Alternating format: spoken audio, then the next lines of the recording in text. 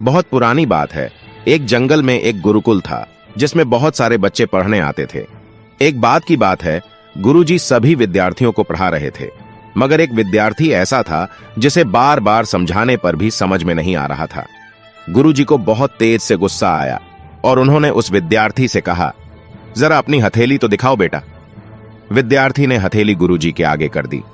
हथेली देखकर गुरुजी बोले, बेटा तुम घर चले जाओ, आश्रम में रहकर अपना समय व्यर्थ मत करो, तुम्हारे भाग्य में विद्या नहीं है।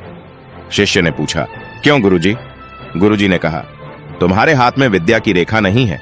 गुरुजी ने एक होशियार विद्यार्थी की हथेली उसे दिखाते हुए कहा, यह देखो, यह है विद्या की रेखा, यह तुम्हारे हाथ में नहीं है, इसलिए तुम समय नष्ट ना करो और घर चले जाओ और वहां अपना कोई और काम देखो।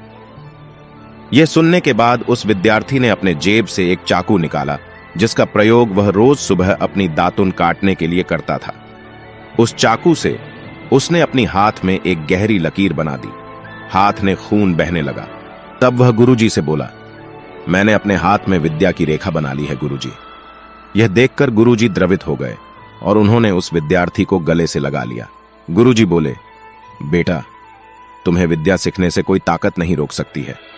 दृढ़ निश्चय और परिश्रम हाथ की रेखाओं को ही बदल देती है।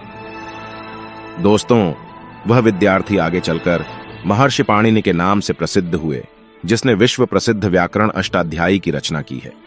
इतनी सदियां बीत जाने के बाद भी, आज 2700 वर्षों बाद भी, विश्व की किसी भी भाषा में ऐसा उत्कृष्ट और पूर्ण व्याख्या का ग्रंथ अब तक नहीं बना।